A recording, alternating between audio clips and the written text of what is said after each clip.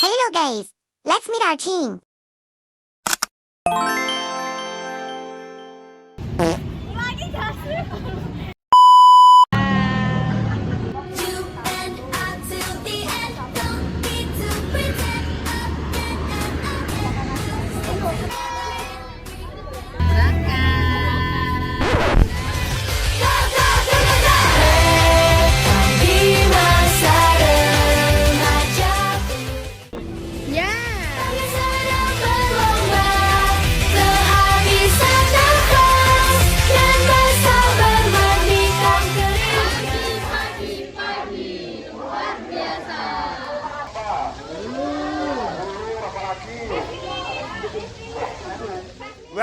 Nah ini sebelum kita masuk ke ruang produksi dan ipal, semua barang bawaan wajib disimpan di loker ya teman-teman.